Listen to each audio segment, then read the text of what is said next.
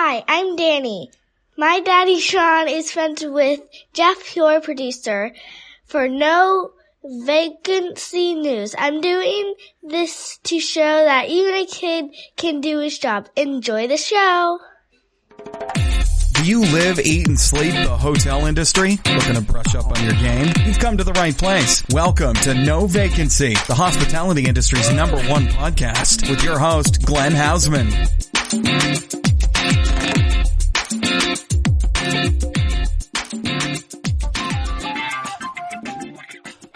Hey everybody, friendly neighborhood Glenn here, and I'm excited and delighted to welcome you to another show of our No Vacancy podcast, our last one for the calendar year 2019. Boy, oh boy, am I excited to have you guys listening to the show every single week. What a year it has been. I cannot believe it. My goodness, what fun we've been having all this year. And I got to tell you, I'm really trying to take on the that feeling of you've got one life, so blaze on, and I am trying to blaze on as much as possible. And I've had a great year going all around the country and some places around the world as well this year, spreading the love of hospitality for each and every one of you out there. And for those of you yet who have not caught on to our little community over here at the No Vacancy podcast with me, your host, Glenn Hausman. Boy, what a great year it's been. I got a chance to go to so many cool places and meet with so many fantastic people and do so many incredible interviews, many of which you've heard, some have yet to be heard. Boy, oh boy, we really taken off with those interviews on Checking In with Anthony and Glenn. Be sure to check that out. We've got some really, really exciting ones coming up, including Travel Channel icon Samantha Brown. We'll be getting that one up real soon. Checking In with Anthony and Glenn, as well as a bunch of others. And then we've got some more stuff in the can here for No Vacancy that I'm looking forward to rolling out for you in 2020, and I'll be getting lots of new interviews. Of course, I'll be over at the America's Lodging Investment Summit come the last week of January. Yeah, that's right, the 26th. I guess I'll be hitting a plane and heading out there for the first big conference of 2020. But before that, the week of the 13th, I'm headed to the Tampa area to cover some stuff for Extended Stay America. You'll see that coverage coming pretty soon, and lots more fun stuff coming in 2020. But I do want to take a minute. I do want to take a little thought about what a great year 2019 has been, and to thank every single one of you out there for supporting what I am doing. The fact is, I started this business now. It'll be my 4-year anniversary at the top of 2020, and I could not have imagined, even though I do plenty of imagining, that we would have gotten to the place that we are at. And of course, I'm using the royal we because a lot of this is just me, but I've got a great producer, Jeff Polly, that's doing stuff, and we are finally expanding. We're going to be adding some more resources here in 2020. But to get to this point, wow, what a journey it has been for me. Probably about 5 years ago, I decided it was time for another personal transformation. I'm a big believer in you got to shake things up every once in a while. We have a tendency in life to get a little too comfortable, right? Things are going so well. We don't want to rock the boat. We don't want to take any chances. We are programmed as human beings, I think, in a lot of ways to fear that sense of fear and fear the sense of fear. Wow, that made a whole lot of sense. It was a lot better when it was the only thing we have to fear is fear itself. And FDR was a much better speaker than I was, because that really encapsulates everything that I've gone through in the last 4 years. Sure, I wasn't worried about surviving a depression, but I was creating my own recession by starting my own business. And that's why it took me a whole year to kind of think about whether or not I was actually going to do that. I didn't want to be impetuous. I didn't want to just go ahead and not, go ahead and do it. But at the same time, I didn't want to just set my family up for failure. At the time, I was, thinking about doing this. I was 44 years old and really looking towards 50 as being a benchmark. And I had a lot of fear, of what would happen around that, because the fact of the matter is I was comfortable and I did have it pretty good, right? So I didn't want to rock that boat like I had just said. It was a very scary thing to do. Everything was going on autopilot, which was great, but that's also an incredible sign of danger to me. If things are going on autopilot, if things are going too easy for you, that might be a sign that it's time to shake things up. That plus I had some other circumstances that I was thinking about. And one of them was, could I do it? Do I have it in me to be successful?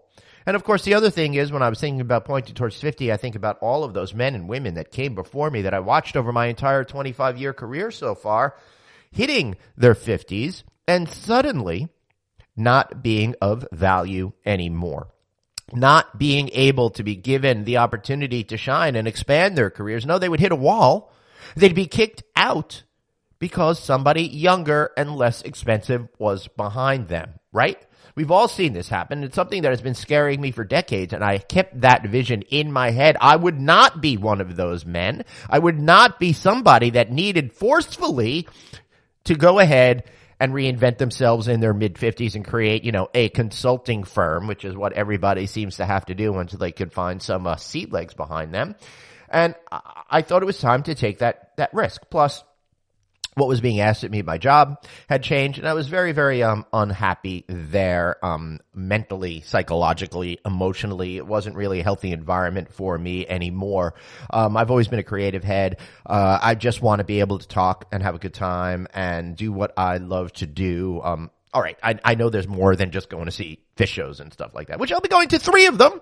As you guys are listening to the release of this show, I'll be at Madison Square Garden checking out 3 shows on the 28th, 29th, 30th. If you're over at MSG, you want to get in touch and hang out with me, G, just give me a ring. Let's hang out at Fish MSG, or as we like to say, YEMSG. And I will say that I decided it was time to take that plunge. And it really took a year in order to make that happen, because you can't just quit all willy-nilly. I'm not some kid in my 20s anymore living in my parents' house, right? So I have a house, I have a mortgage, I have a lot of taxes, I live in an expensive part of the country, and I couldn't just quit my job and not know what I was going to do, right? So I had to work 2 jobs basically for a long time. Thinking, preparing, organizing what I would do from the day that I set up my own shop, and also being respectful to my current employer and making sure that I hit all of my goals that I planned for the year, which I did. And I was very proud to say that, even though folks within that company may have disagreed with me, but that was more of the type of the atmosphere that I was in, and I fully expected and knew was a good swift kick in the pants to help get me to do my own thing, right? So what is your own thing out there? It's going to be different. Your thing is going to be completely different than my thing, right? We all have to figure out what it is that we love. What is it that keeps us, gets us out of bed in the morning? It's the thing that gets us thinking. It's the thing that keeps us energized and engaged and excited about this journey called life. And as I'm getting towards 50, the fact of the matter is I've been there, I've done that with a lot of great things in this universe. The universe has been very, very kind to me, right? I've had incredible experiences. I've seen incredible places. I've tasted amazing foods and drinks. I've really done it all out there, right? In some, and I've done a lot of stuff that I'm not going to talk about here on the microphone, which is a whole lot of fun. And I feel I've completed a lot of that journey. But the one thing I didn't complete is proving to myself I could create a badass business. So what was that business going to be? Well, it turns out it was something completely different than it has morphed into, because I knew that content was the wave of the future, right? We've all heard that expression, content is king, a gajillion, billion, million, tillion times, right? Okay, so it's true. So I said I'm going to go find content, and I understood that companies are changing the way that they want to connect with an audience out there.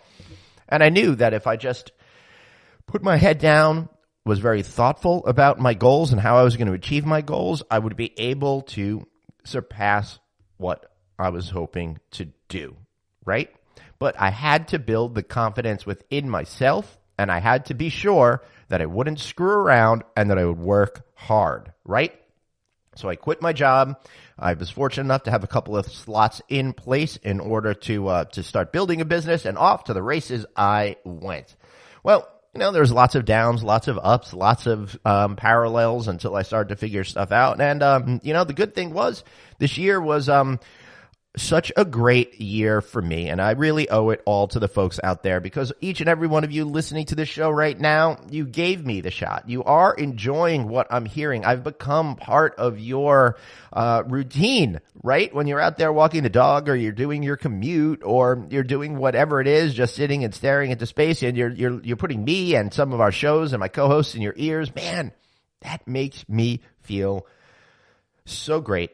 So thankful, so appreciative, because without all of you, I wouldn't be able to live this dream. I wouldn't be able to forge all of this new territory. I wouldn't have been able to successfully reinvent myself and set me on the journey to the person that I want to become. And I say want to become because I think that life in general is always about becoming. We never arrive at a destination and then that's it. Well, yeah, death, duh. But beyond that, I think that it's amazing how often we can still change. And no matter what age that you are, you can still grow as a human being. And I remember hearing Norman Lear, I think is 94, 95 years old at this point. You might know him for creating such television series as Jefferson's, Good Times, All in the Family, all of those great shows. Did I say Good Times? You know what? Yeah, I did say that. Maude. I could go on and on and on and on about all those great shows that he created. He was really an icon. And I heard an interview with him when he was in his late 80s. Talking about how much he's changed since he was in his mid-80s, right? I'm only 49. I got lots of changing I could do. You're only whatever age you are. You've got lots of changing you can do. But the point is, all of us together, we can become our best selves if we put the effort into it, right? I've worked really hard to try to become the best self that I can. And I'm not going to say that I am the best self that I can be, because every single day it's a struggle to be ultimately who I want to become. But by working on that for a portion of every day, it helps. All right, this week I was super lazy and I really didn't do anything, but I kind of needed the break anyway. So I was very, very, engaging in slothiness, right? Which I really enjoyed lying around this week. But I think I got a little too complacent and bored. Now I got to get the engine started again. That's why I'm here recording this week's show of No Vacancy Podcast. And listen, you know, you are vibrating with love and light out there, right? You are pulsating with love and light. And I want all of you to do what you want to do in your life, right? If I could say anything to you, it would be pursue your dreams, figure it out, but don't just jump into it willy-nilly. Plot it out. It took me a year, right?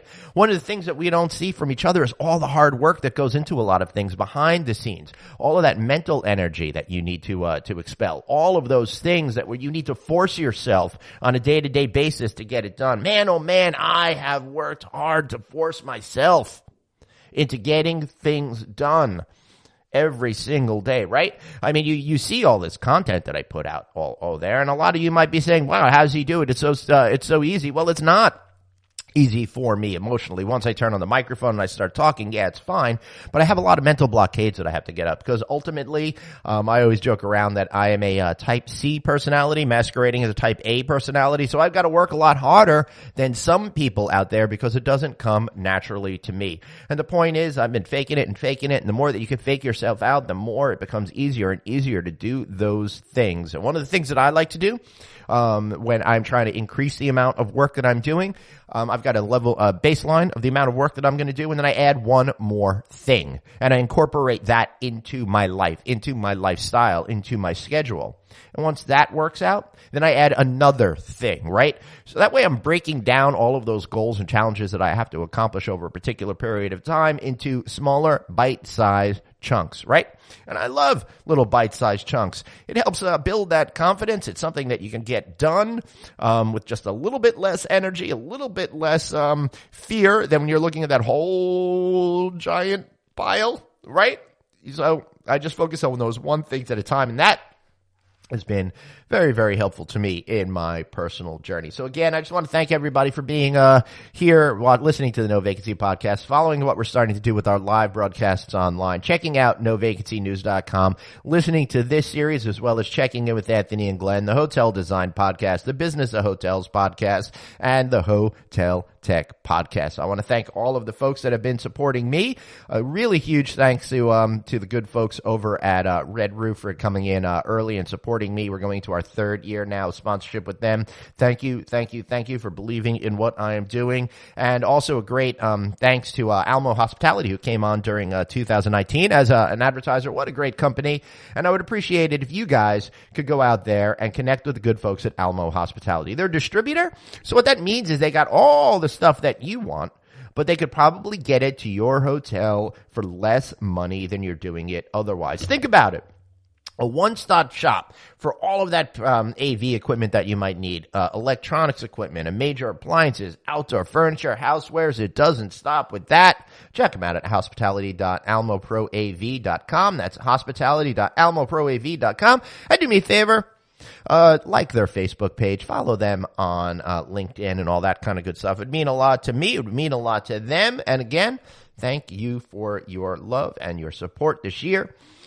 Have a happy, incredible, amazing end to 2019 and a fantastic, incredible, wonderful beginning to 2020. If you're already not a subscriber, text the word hotel to 66866 and you'll get our Sunday night newsletter. We come out every Sunday night with all of the content that you may have missed during the week. All right. Whew, this has all been wonderful, but now I'm on my way. But before I go, I want to say that we're going to be focusing a little bit on Las Vegas in this particular episode. And man, oh man, do I love myself some Las Vegas. I have a strange love-hate relationship with Vegas at this point because I've been there 100 plus times in my life. I love it, but I hate it, but I love it, but I hate it, but I love it. One of the things that I really love in Las Vegas is food. And today's show is all going to be about Las Vegas food, how cool Las Vegas food is, and all the work that goes into getting food to your mouths in Las Vegas. So in the first half of the show, I got a great interview with Al Mancini. He is the definitive food writer of the Las Vegas scene. He's been around there for several decades. He's also an attorney and a punk rocker, and we even talk about my favorite dive bar there, Double Down, in this show. Currently, Al is working with the Las Vegas Review-Journal as a food writer, but I know that he's got lots more in store for him in his future. You're gonna love this guy. He is freaking awesome. And then after that conversation, we are going to be speaking with Chef Olivier. He runs all the food and beverage at Venetian Palazzo Complex, okay? Think about that. What a job that is, okay? So they have partial ownership in some of the restaurants there, and then he handles all like that, you would think, room service and all the conference foods and all of that other type of stuff that's going on at the property.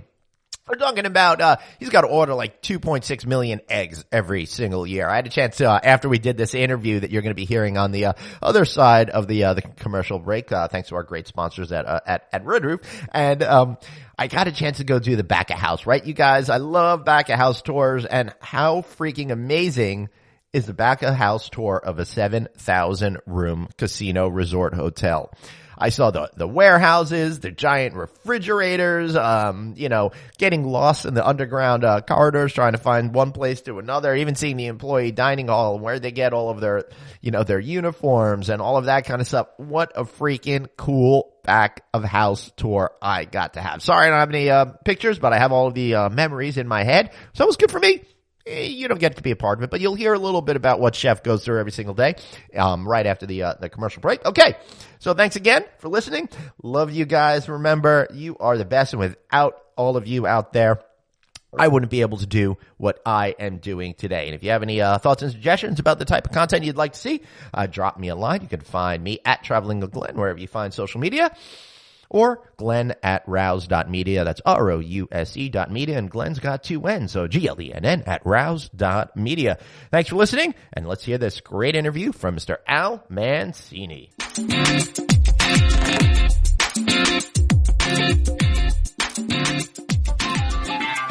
Al Mancini, great to see you. Hey, good to see you.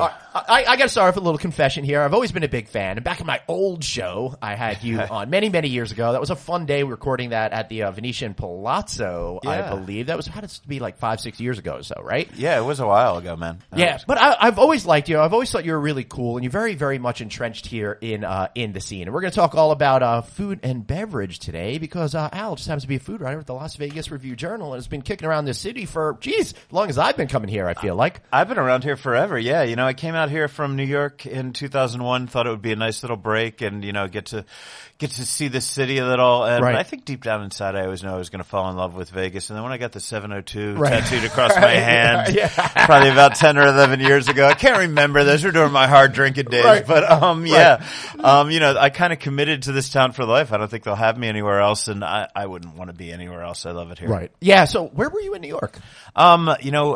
I'd say my home, even though I was living in downtown Brooklyn, I tended bar at CBGB when I first moved to New York City. Shit. That's yeah, awesome. So, explicit rating. That's okay. You've got the editing software. It's funny. I got married, moved to New York in 1991, and then lost my job as soon as I moved there. I was managing a recording studio. And I had been big in the heavy metal scene back in those days. The short version, I get there. The only job I could find was at CBGB. Right. 1991. You kind of convert to a punk rock guy if you're working at CBGB. No doubt. And then I went to law school while I worked there. And I eventually moved out of Manhattan into downtown Brooklyn to go to law school. But, that East Village scene was always my scene. Oh, yeah. It was awesome. Yeah. In the 90s, don't get me wrong. There's things you don't remember and things you're glad there was no social media because heck yeah, man. If life was documented. I lived in Manhattan in the 90s as well, and I loved the East Village, but I was also a Wetlands kind of guy, right? Oh, yeah. Wetlands was great, man. Yeah. I actually saw Pearl Jam at the Wetlands. Did you? Right before their first album came out. Wow, that's pretty cool. Yeah. I saw them, and I saw Nirvana at my college in, 1989, 90 or something like that. Yeah, that's pretty awesome. It was before, they were who they were. You say you're a Wetlands fan, now the fish thing makes sense. Right.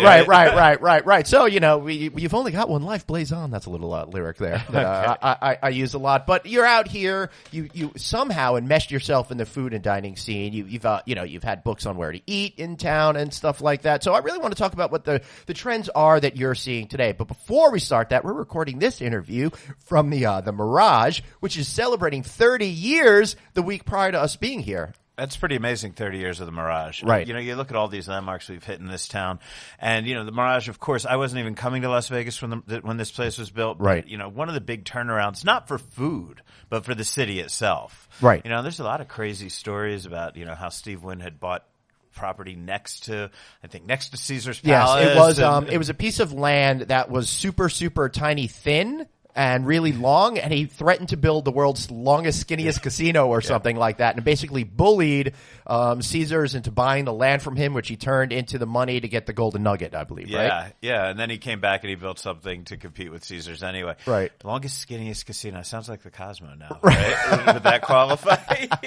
I do like that. I do like that property, and I do like what they've been doing with the food and beverage, and maybe starting with Cosmopolitan is a good place to start, because I think the big trend that I'm seeing in dining across the city over the last 10 years since the Great Recession kicked in, I think we had a reset of our values and the way we want to spend money. There seems to be a lot more casual type restaurants, a little bit less fanciness with going out. And that new food court, I guess they call it food hall now, because we call it a food hall. You can charge more than if you call it a food court. I call it a food court. I call it a shishi food court, I believe, in print. They may not have liked that, but I'm going, no, that's okay. That's cool, because I had Hattie B's Fried Chicken up in Saratoga, New York, and I was really stoked to see that it opened up here in Las Vegas, for example. Yeah, I love Block 16. And, the Cosmo really put that grab and go onto steroids with Block 16. And that's their food court for people who haven't been over there. Right. And it's got a lot of national names that are in there, people that are great in other cities. It has Lardo in there, has Ghost Donkey from New York, Lardo from Portland,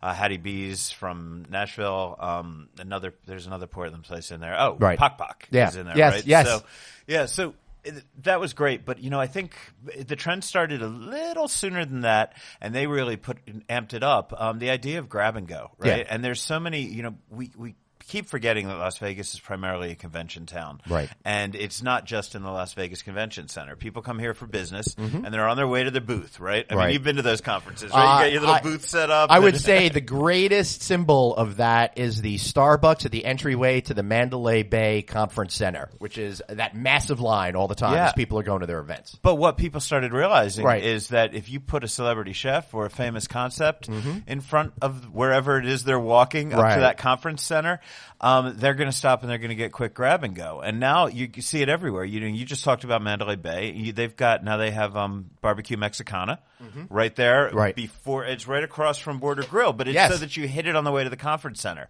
And it's fantastic. Mike Miner doing burn-ins burritos. Let me get a plug in there for Mike because he's awesome. But, if you're at Caesar's Palace and you have a conference at Caesar's Palace, you go up that huge escalator, the one you never want to go up drunk or hungover because you get dizzy. But right at the foot of that massive escalator, they put Giada, Pronto by Giada. Yep. Right. So I think they started realizing that there's, people want still, I don't want to say value, it's Las Vegas, but, affordable, reasonable, something they can put on the expense account without having to go through accounting, but that's good, and grab it on the way in and out of that conference center. And that really hit its stride in prime at with Block 16 over Cosmopolitan. And, of course, you don't see as many of the people in the conference center because it's a little more separated, but you still hit that crowd. Yeah. And then you also get the people waiting to go up to the club. Right. Because the nightclub's right there. Yeah, that Marquee Club is still very powerful after all of these years, and those lines get super long, so I can imagine getting some munchy food before going in there. That whole floor at Cosmo, it started off that way. I mean, Momofuku, where I'm going to lunch in another hour and a half, they started, but then Milk Bar was up there, and Egg Sluts up there. So that whole second floor, which isn't the fine dining floor of Cosmo, already had a bit of a grab and go feel. Well, you think about like how they started the Secret Pizza, for example. Yeah, and then they upped that lounge area. They made it all Alice in Wonderland trippy, so you stop for a selfie. And if you're stopping for a selfie, you got to get some food, right? Yeah. So, that's the deal. I think that, we've really come to realize that people in Las Vegas are on the go, even partiers. Oh, that's what I was going to bring to this conversation because, I'm working. But if I do have a day or so to myself, I don't necessarily want to spend 2 hours at much more of a high-end restaurant. Yes, I love the experience. Yes, I love the service, and the food is terrific. But I feel like when I'm in Las Vegas, I want to just enjoy myself and go from thing to thing to thing to thing. And that grab and go, or at least more of the casual type of atmosphere, I think makes it a little bit more approachable. And quite frankly, some of the restaurants have gotten so expensive these days. Going back to your expense account thing, it starts to become a little bit more difficult. Yeah, it gets rough. And I think people don't want to blow all their money in one place. They don't want to blow all their evening in one place. But, we're still at this Instagrammable food deal, right? Yeah, totally. And you want to be able to hashtag or tag or whatever. I'm too old to even know. I just started Instagramming the other day. I'm so sorry to hear that. Yeah, I know, man. But anyway, you and Jennifer Aniston, the two biggest celebrities to hit Instagram this month. Well, all right. Me and Jen, we got a little club going on. Yeah. And it's not the I Hate Rachel club. Right. I can assure you. Wow, sorry. Friends reruns running through my head. It's early. But what I was going to say, what the heck the Instagrammable moment. Right, Instagram. And I think there's something that when you go to Block 16 or you go to even, Giada on your way at Caesar's Palace or whatever, you can still say you were at a celebrity chef restaurant. Right. But you are only spending, you got a $20 bill, you're getting a quick snack. Right. And you're only spending, 20 minutes of your time, $20 out of your pocket. Right. Yet you still get to hashtag Pock Pock Wings. Yeah, right. So totally. It's kind of cool. And I also think it's not as much food, which for me, when I'm in Vegas party mode, is good. Because if I go out to that, I have that existential crisis where I have to choose, do I want to go out to the fancy steakhouse or do I actually want to go out and enjoy myself? Because after that steak meal is done, I'm ready for bed.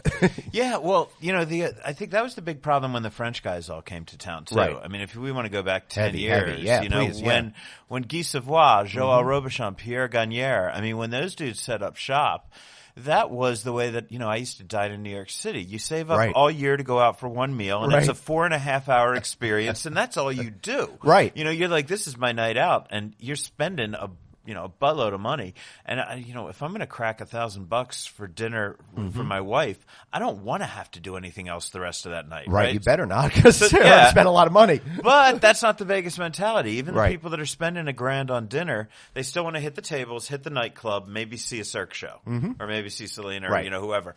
But they want to do 4 things in one night. And even if they're going to Guy Savoy, they want to be in and out. I mean, that's a weird Vegas thing, you know? Yeah, because the whole concept of those restaurants is to have that extended experience there. That's right. And then to want to rush through that, it seems almost you're doing yourself a disservice for the money that you're spending. I feel that, I tell them I want to take all night, and can I stick around, maybe, sleep there?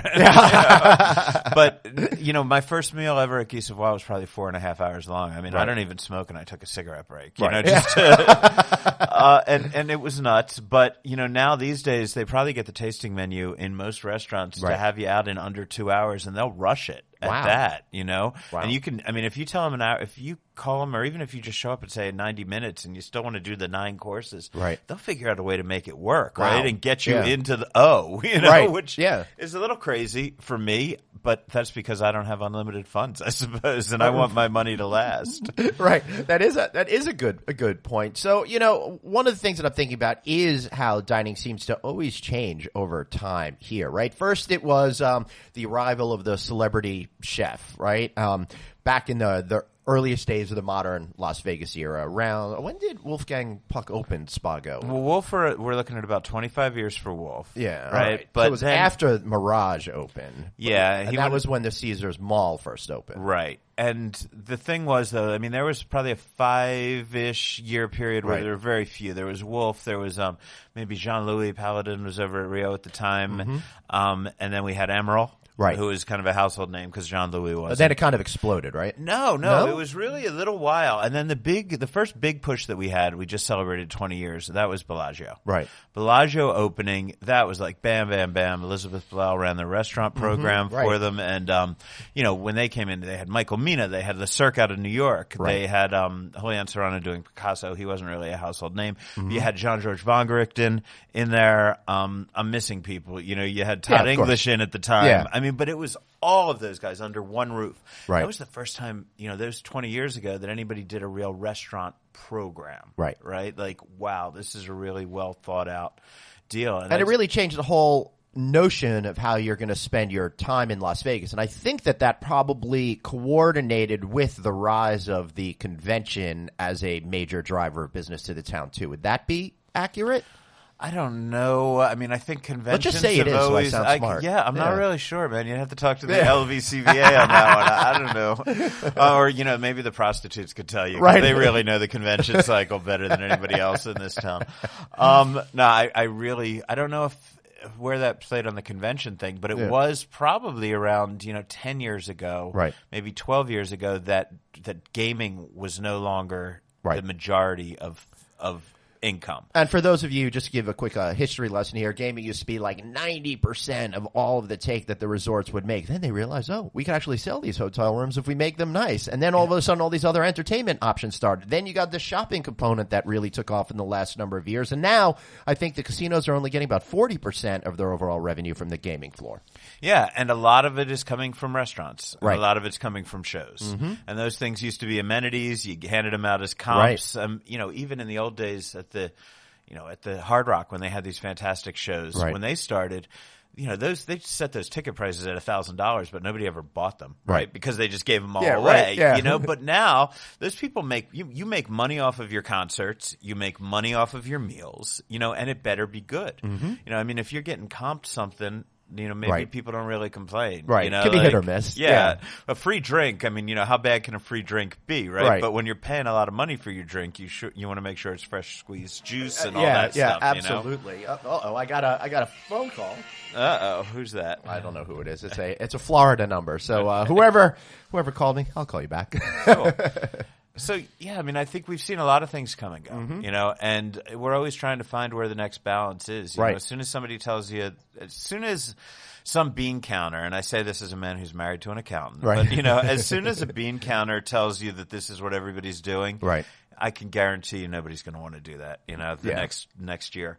And I don't want to get myself in trouble, but why not? Yeah, what the hell? I've been noticing we've seen this trend in high-end Chinese restaurants. Yeah, like Mott 32, which just opened up at Palazzo, for example. Yeah, and it's a fantastic restaurant. But 2 years ago, just over 2 years ago, we had Chinatang opened up. And then that was in the MGM. Chinatang, Mott 32, and Red Plate at the Cosmo all opened up within a 12-month period. Right. They were all this very expensive Chinese restaurant. They were all very traditional, expensive Chinese restaurant.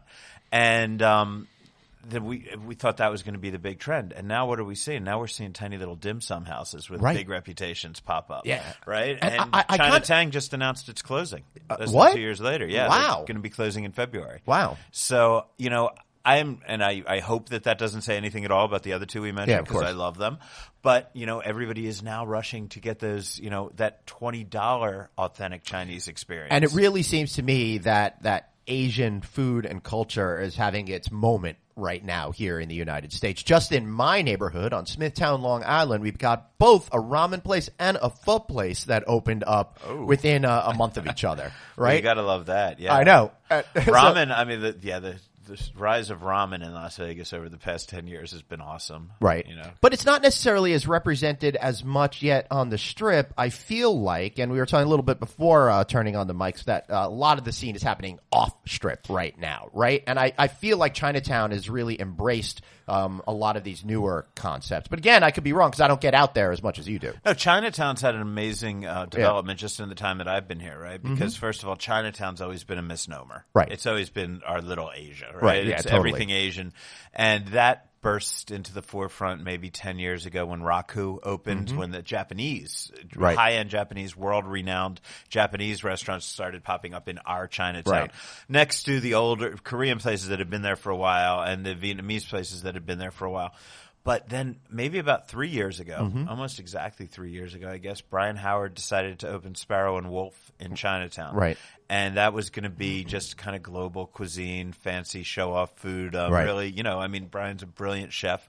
And he said, I don't want to go downtown like everybody else is. I'm going to try this in Chinatown. And he's got some Asian influences, but there's no way you're going to be confused into thinking that's an Asian restaurant. Right. And he hit it out of the park. It became, the most talked about restaurant in Las Vegas for a very long time and still is one of the top dining attractions in Las Vegas. It's tough to get in there.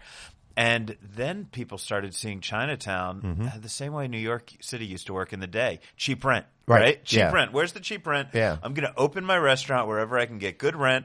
And, now people will come to me because they're willing to travel off the Strip. And, now you have Partage in Chinatown. You have Mordeo in Partage is a fine French restaurant where you could do a tasting menu that, in my opinion, is going to – I'm not going to say be better, but it's going to be in the same ballpark as the Robichons and the Le Cirques. Wow. And I'm saying that with much reverence towards those French places. Of course. And yet it's going to cost you maybe 40%, 50%, Wow. I mean, yeah. That's worth the Uber ride out there. Yeah, and it's – yeah, seriously, I could throw a rock out your window here. I could probably hit it. We're high enough. You know, I mean, it's not that far. It's in by Golden Tiki. So, right. Yeah, Golden Tiki is great. I've been there before. Okay. So, one of the things that I want you guys to think about is I know you're all here for conferences and stuff like that a lot, and you're doing the same old with the dining, but if you hop off the Strip, there's so much action happening. In fact, one of the things that I've noticed as an outsider is that a lot of guys that cut their teeth in the major resort restaurants with high profile chefs are ditching the Strip and going out and opening their own places off Strip. Yeah, and that, I think you hit the nail on the head, and I'm so glad to hear you say that because I've been kind of nurturing this theory for a little while now. And, people say, why has it been exploding? Why has it been exploding? And, now that I'm old, and I've seen some things over the years, you can kind of see how younger people mature in their careers, right? Las Vegas was very unique. Maybe 10, 12 years ago is when anybody who's anybody in the celebrity chef world had to have a Las Vegas restaurant, right? Yes. They all had one. And that's what we had. A Nobu, a Morimoto. I mean, whatever. I can't. You could name anybody you'd ever seen on TV. Absolutely. They were in Las Vegas. Right. There's another Gordon Ramsay restaurant opening. Right. But none of them lived in Las Vegas. Right. And so they all hired these young guns at pretty solid salaries. They moved them out of their restaurants in New York where they were paying ridiculous taxes. They came to Vegas. They loved it. So these young people came to town. They made good money. They fell in love with this city because they could have a house, they could, raise a family if they wanted to. At the time, they just partied, right? Right, of course. But as they got older, because when you're in your 20s and early 30s, that's what you do. Yeah. But then they got older, right? And now they have this experience running a $40 million a year restaurant in a massive multinational corporation, which means you've got to have great paperwork and books, and these guys could do spreadsheets, better than most accountants you'd ever know, and they're brilliant chefs, and now they're hitting their early 30s, and they're settled down, they have a kid, they don't want to leave Las Vegas, but they want to put their name on a door. Right.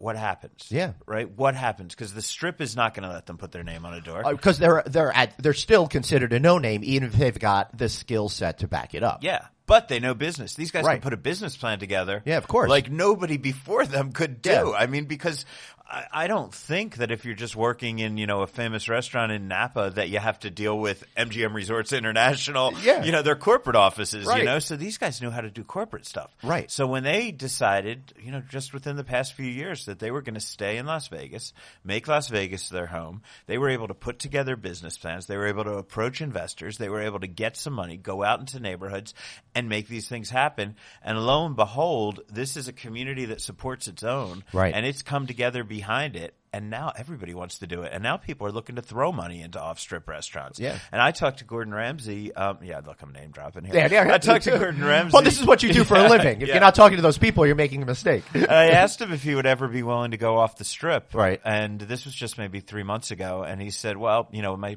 deal with Caesars, I don't see myself going off the Strip, but I would love to finance one of my chefs if they ever wanted to go off the Strip. And, he's like, I'd be more than happy, and I'm sure Caesars would be behind me.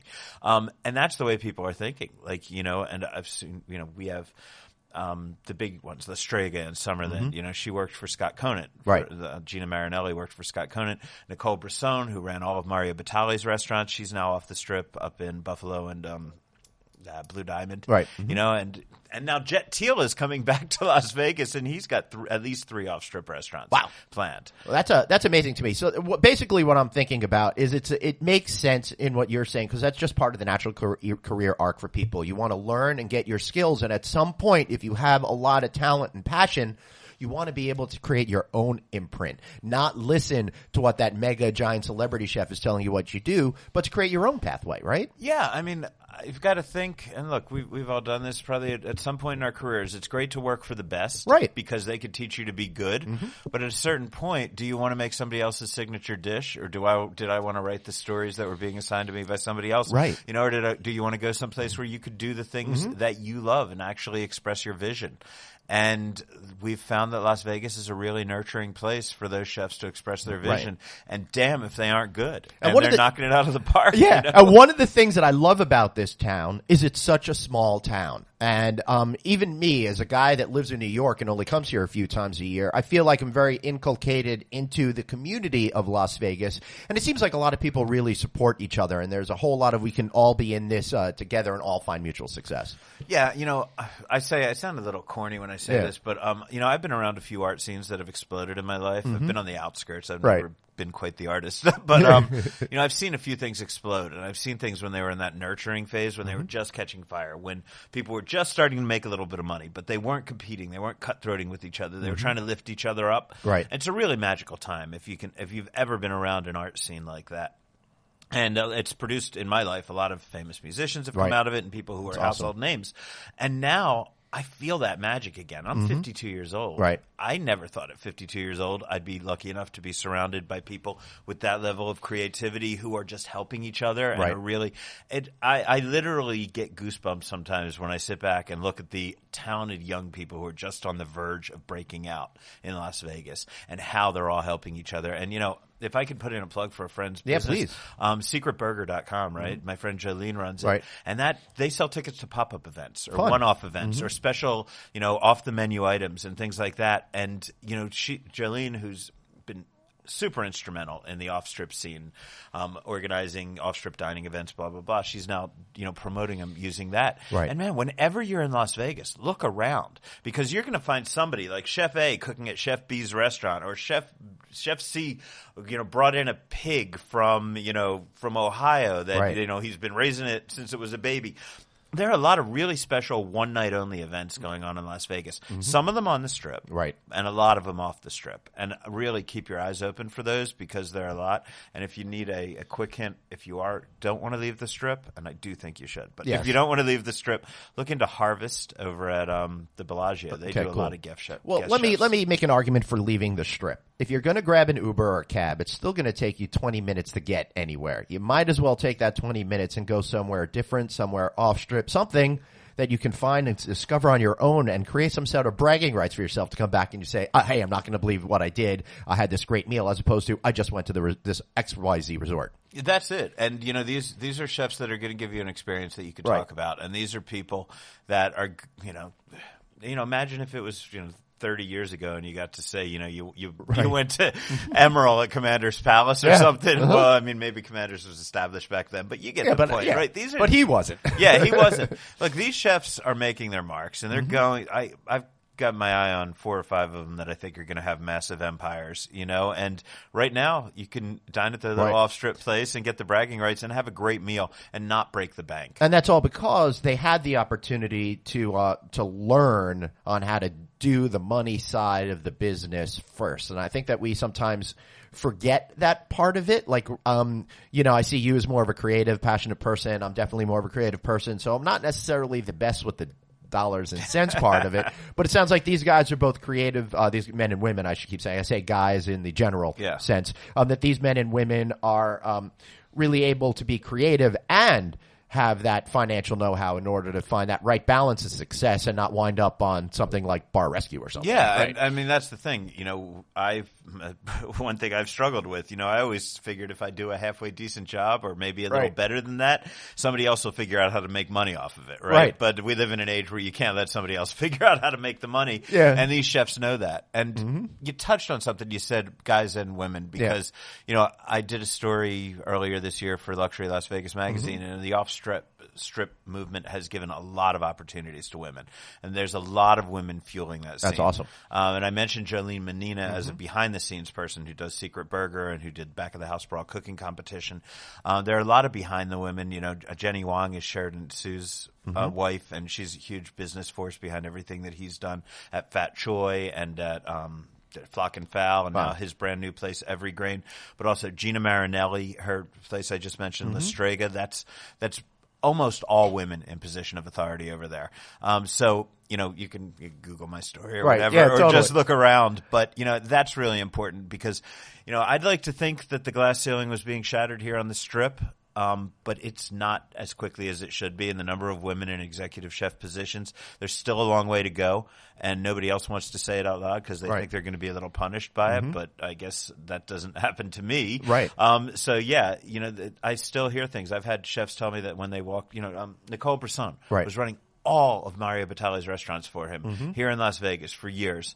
And she said, there's still executives that would talk to the man next to her instead of her when she was walking down the hallway. And he worked for her. Right. You know what I mean? And Jamie Tran would say, she runs her own restaurant, The Black Sheep off Strip. She's phenomenal. And, she told me she still to this day has people that assume she's a pastry chef just because they see her in a room, right? Right. And there's a lot more of that entrenched old boy mentality in the corporate boardrooms. Do you see it changing now? Because there has been a lot of pushback against a lot of established chefs for bad behaviors, right? I don't want to get into trashing in particular people, but it seems to be that Me Too moment for the food industry might be pushing things in the right direction to make it more of an equitable, non-biased kind of platform. But maybe I'm just wrong on that too. Yeah, I mean, I can only talk about what people report to me, and I don't even want to pretend I know what it's like in a kitchen because I would not. I have too much respect for those guys to pretend that I know what they go through. But, I would say one thing that strikes me, and I've seen chefs go through this, if you want to talk about a little bit of dirt, that whole French kitchen screaming, cursing everybody out, screw you, you're a piece of garbage, blah, blah, blah, which Gordon Ramsay took to a new art form. Right. He's actually one of the nicer guys in the world, but he didn't have them edit out his mean side. Right. It also so he got the reputation as the mean guy, Well, that's because Hell's Kitchen, he has to be the mean guy. On Master Chef, he has to be the guy that encourages you. Yeah. Right. But I love it when he makes the kids cry, but that's a whole other thing. Anyway, that started getting weeded out. And I'm not talking about the sexism. I'm just talking about the simple abuse in the kitchen. Right. Man, you come to Las Vegas and you get in with a publicly traded company with the human resources, a lot of those chefs had a very hard time adjusting to Las Vegas. I bet. Because the things that would have gone in I don't want to say their Paris restaurants necessarily, but in Paris, New York, San Francisco, things that would have been allowed in those kitchens, when you've got a board of directors and a human resources officer, you can't really berate your staff. No, these are multi-billion-dollar buildings, and nobody wants any negative publicity whatsoever. Right. Yeah. So I hope it's getting better. I hope that women are offered more opportunities. The fact that it's a celebrity-driven culture on the Strip, I mean, it makes me wonder whether we have to look to Hollywood to start giving more opportunities to women chefs first, so they can get into that celebrity culture. I don't really know. I don't know what the whole answer to that is, but I do know if you dine off the Strip, I'm telling you, Black Sheep, Locale, La Strega, which means the witch. She's very female empowered over there. Cool. Hit them all. So I'm here this week, so I'm going to have to go check out one or two of these places for sure. This is why it's fun talking to you, because I feel like I'm getting the scoop on all the great places to go, and I don't have to worry about Yelp steering me in the wrong direction. Well, you know what? The hottest place right now. Yeah. And give everybody the number one. Every Grain. Every Green? Every Grain. Every Grain. Yes. Okay. It's by Sheridan Sue. One of my favorite stories in Las Vegas. I actually took the New York Times to see him maybe 8 years ago, when he was cooking out of a hair salon. Wow. Okay. He was in a hair salon making bao buns. This is a guy that had worked in Robuchon. He'd worked at Kumsa. Then he started a food truck, Nightmare, started making it a hair salon. Then basically opened up Flock and Fowl and down by Golden Steer. And he's been a James Beard a semifinalist twice. Right. And now he has this tiny little bad part of town, people will say if they looked at it, but it's not really. Maryland Parkway, basically Charleston by Maryland Parkway. It's like a 9-seater. He does one dish. It's a pork rice dish, and it's blowing up. It's only been open about a month, so you want to be the first in there before you can't get in. Yeah, wow. Well, that's a great tip. I definitely appreciate that. And Golden Steer, which you mentioned, by the way, is a total old school steakhouse in town where like the mafia guys used to hang out and Sinatra used to hang out and all that kind of thing. Yeah.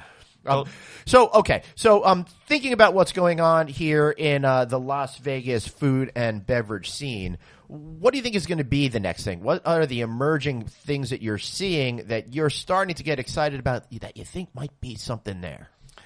Oh, man. I think I think the collaborative dinners, those kind of deals, those are really popping up. That once in a, one night only experience. Trying to create more of an experiential type of thing that gives you, because the big social trends that I see is that people want access to stuff, right? Yeah. And they want to feel like they're doing things other people aren't. And it sounds to me like food and beverage world is kind of catching up to that notion too. Yeah, they definitely are. And they're trying to give you something that, that I guess it all boils down to if you're an Instagrammer, you don't want your buddies having the same food photo that you have, right? Right, so totally. It's one night only. FOMO, fear of missing out. You got to get it while you're in Vegas. So I think especially here in Vegas, you're going to see that continue to trend because it just does really, really well for people. Look, I think right now we're all looking to see what's happening at the Palms. I mean, wow, great dining lineup, and then disaster with their day club, being closed and all that. So now nobody knows what's happening over there. I mean, they still have a brilliant restaurant lineup, and they don't have the nightclub that they thought was going to feed it. So, you want to go over there and see Bobby Flay at Shark and, Mark Vetri upstairs, so that's like one of those things that's kind of walking on eggshells about the Palms. You hope that the talent over there manages to survive. I hope so too. They had a pretty big shakeup. Their general manager John Gray left, and then they suddenly closed the nightclub. I think what was happening is they spent too much money on these. I can't believe I'm forgetting the word. The big time DJs and stuff like that. Yeah. I was gonna. They had Marshmallow in there. Yeah. A giant contract. Yeah, like $100 million or something crazy. 50, 100. I don't know, something. They're stupid money. It's all based. That club scene is all based around the idea of how many people can you get to buy a $20,000 bottle service package, right? I mean, in order to get one of the cabanas, I think it was $5,000 to $10,000 minimum, depending on the cabana. Can't imagine. And they brought in an entire restaurant lineup that was based around getting the rollover of those cabana people, and I don't think that's who they were seeing. I think they were more seeing the give me a bucket of Bud Light people going to the day club. Right. And those people weren't necessarily going to feed it anyway. Yeah. So I don't necessarily know that the loss of the nightclub is going to hurt them in a bad way, hurt those restaurants, because I don't think the nightclub was already providing the high-end people that should have been going in there. But we're going to have to see. I get a sense, too, and I don't know if you could speak to this because you're not the nightclub expert, you're the food expert, but I think that those massive mega club things, that is kind of over-ish in favor of like us older people want to hang out in different places, and maybe the young people are trying to do something a little bit different. Well, look, everybody's trying to turn the failure of Chaos, and I mean, we got to call it failure. We closed that soon after it opened, the day club at the Palms. They're trying to turn that into the world's, the nightclub, day club era is over in Las Vegas. I don't know if that's true. I mean, just think there's too many. I don't know. I think the Palms may have had some problems that were unique to Chaos. Yeah. And I don't want to speculate on them because there are some rumors that are really nasty, and then there are some that are very frivolous. But I think it may have been unique to them because, there are still some people I know, somebody in the restaurant business who runs off-strip restaurants that's still a VIP host over at the Wynn day clubs and nightclubs, and she's doing fantastically well over there hosting high rollers. So I don't know if it's done. There's always going to be people that come to Las Vegas and want to spend stupid money on stupid stuff. Right. I just feel like it's a trend that's topped out. It's not going to continue to grow. But you're absolutely right about people wanting to spend money on stupid stuff. The city is based on that. Well, look, and it's you may have to cut this out, but I'm just going to give you my theory anyway, because it's kind of a little adult in nature, so you may not be. No, I already got the explicit rating for my my horrible cursing. All right. I mean, look, here's the deal. I think, say a group of 6 to 8 guys comes to Las Vegas. They're going to be here for a weekend, right? And they're going to come with their bankroll, whatever their bankroll is. The guy's weekend, a couple grand a piece. They're going to maybe grand a piece, 500, whatever. Right. And by day 3, more than half of them are broke. Right.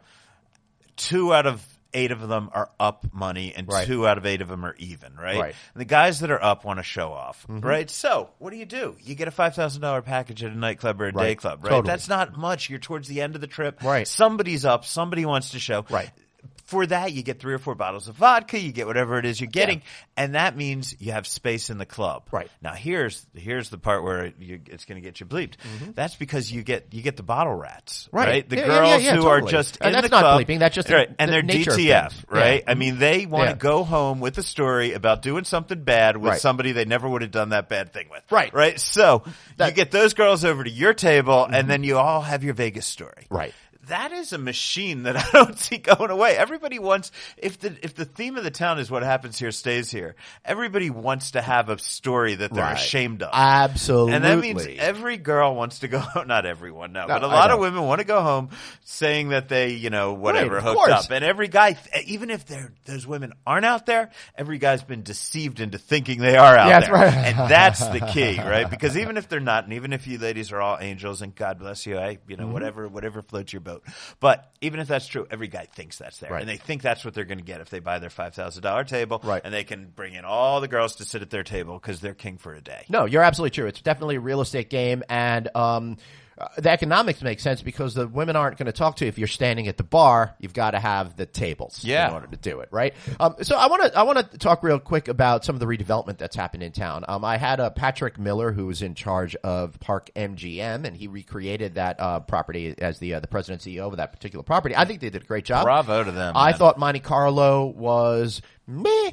Plain vanilla, forgettable, and we do talk about that on the podcast, and I say that to Patrick Miller's face in the interview. He agreed with me, and I think they've done a really terrific job in reinventing that property, but also the food culture there is freaking awesome right now.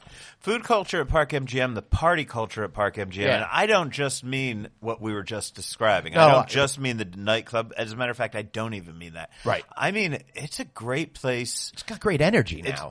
And they, hand it to everybody at MGM Resorts International, putting up that arena. Yep. And then that park area in front of T-Mobile Arena. You got the plaza, which is where you go right before the game. But then you have the park, right? Which is between Park MGM and New York, New York.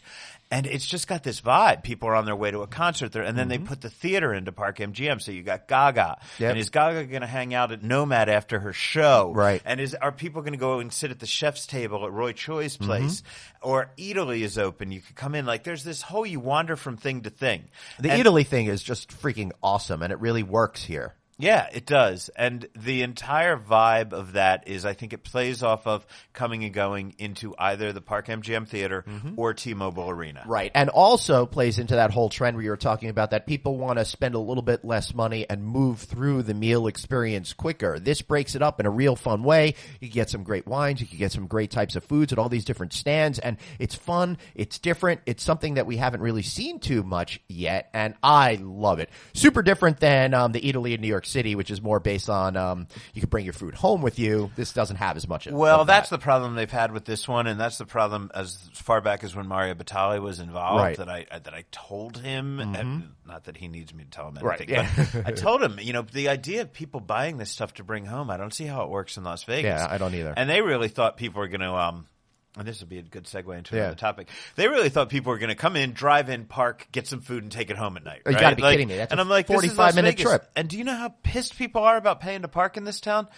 Fees will kill you in this town. And right from that moment on, nobody from off-strip is going to drive over there, pay to park, and take something home. It's sad. But, it's just it's a reality, and that also helps fuel the off-strip dining culture, I think, too, because in a lot of ways when they started adding all of these parking fees, they were just saying, hey, we don't value your business as much, right? They were saying, "Oh man, I know." Parking well, I remember fees, I'll never forget the press release that they were going to start to charge parking because people demanded a better parking experience. Oh yeah, because it still doesn't make me feel like I'm going to be a victim on SUV when I walk through one of those. SVU, excuse me. Yeah, right. Law and Order. Wow, it is morning. No, I mean, I swear, I feel like those parking garages are horrible. The idea to be paying to park in any parking garage is like, and I know they're safe, and I do, but still, they look like crap. I know, but you know what? You feel like you should pee on a dumpster just being one of them, right? Speaking about peeing on a dumpster, I do want to talk about one thing. You're a little bit punk rock there. I peed on many a dumpster. I love Double Down. Oh, that's my favorite off-strip dive bar. What do you think of Double Down? And can you give me another recommendation like that? Double Down Saloon, first of all, when I moved here, I got here, some of my friends helped me move cross country. We all arrived, and we were all from the CBGB crowd, and somebody said, hey, I heard about this place, Double Down Saloon. We should go. So my stuff wasn't even unpacked yet. My furniture hadn't been delivered, and we went over to Double Down Saloon, and my wife looked at me and said, okay, I can live in this town. Right. Right? So God bless you, P. Moss, the owner of Double Down Saloon. You gave us a home. His other place is just celebrating its anniversary, Frankie's Tiki Room. I've been there. That's great. Yeah, so that's a good joint. Of course, I think Golden Tiki is the most fun bar in town. And it's not really a dive bar because there's way too much money put into it. But you feel like you could be a degenerate there, which makes, for me, that's what a dive bar should have. Sand Dollar Lounge, which Sand Dollar Lounge has a storied history in Las Vegas. And it used to be a place where all the strip musicians would go and hang out and play. And then it had, and Anthony Jameson, if he hears this, is going to yell at me. It had a bad period where it even got a Bar Rescue or one of those shows makeovers. Right. And it's still wishing that everyone would forget that, so I shouldn't have brought it up. Yep. And after that happened, it got purchased by a new group. And it got purchased by Anthony Jameson and some partners. And these guys are food and beverage industry professionals. And they realized that this place is just off the strip. It is on Polaris and Spring Mountain. So you're you're almost under the 15, right? Under the freeway. Right. So it's super, super close. And it became where all of the strip bartenders and everybody went to get drunk after work. Nice. It's open late, has live music, live blues most nights. Awesome. And it's just, imagine a really seedy dive bar where everybody in there is a gourmet because they work at a Michelin level restaurant, right? So they've got a great cocktail program, and they always have. And to me, it's, I don't go out at 3 a.m. anymore. Right, of course, but if I was going out at 3 a.m, that's where I'd be getting drunk. And it's fantastic. And if you're in town between now and New Year's, it just got transformed into Miracle on Spring Mountain Road, which is a Christmas-themed bar. Yeah, that's a hoot. So I just the story that I wrote in the RJ was just published in the print edition on Sunday about how they transformed it over. But it's really fun. It looks like, in a kind of degenerate Santa bar. Right. There's reindeers humping everywhere. That sounds fun. Yeah. All right, so last question I have for you before we wrap up. Ellis Island just opened up a whole new beer hall garden thing. What do you know about that? Yeah, I was just over there the other day. I love it. it feels really, it's got a spaciousness that looks nobody cool. on the Strip is going to give you, right? It doesn't matter how much room they give you on the Strip, they're still going to cram everything in there, right? Because, the square footage, dollar per square foot's obscene.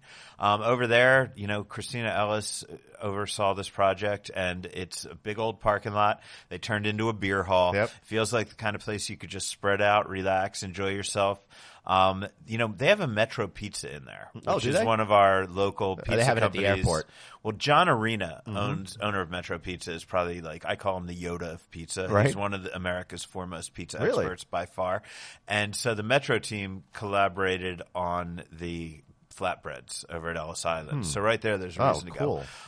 They've got a decent food menu, great place to go watch a Golden Knights game or any other game that you've got money riding on. Right. And then, if you want to run out and play, I don't know, I'm guessing you could find easily a $5, maybe even a $3 blackjack table, Yeah, that's my speed. Those of us that don't want to lose too much money, that's great. I love it. God bless them. I was just there for the opening. Before we go, you had meant, I thought I teed you up there for a second. We were talking about fees, and you were talking about Lotus of Siam, right? Did we want to get into that? Yeah. I do want to talk about Lotus of Siam, and the reason why I wanted to bring this up is I think that it spreads to a wider issue that hoteliers all around the country are going to be thinking about and facing. Recently, they put in a 3% fee for health insurance? Yeah. Right? So is that a good thing? Is that a bad thing? I'm kind of in the middle of it. Like, why not just raise prices 3%? I don't know. What is your thoughts behind all of this? Because we've got to take care of our food and beverage employees and make sure that they can have a good life. Yeah, first of all, anything that goes to help F&B employees make a solid living, I'm in favor of. I mean, first of all, I don't want anybody spitting in my food. Right. But no. I mean, honestly, we have the best hospitality people in the world in this town, and, I don't want them dying because they can't get health care. Two things, and I love the folks at Lotus of Siam, and Penny's great. If opinionated, she is a wonderful person. Right. And here's the deal. I think there are a couple things going on. Number one, if you do it in California, you're in California. That's the whole deal, and that's going to work. And I think it'll go over fine.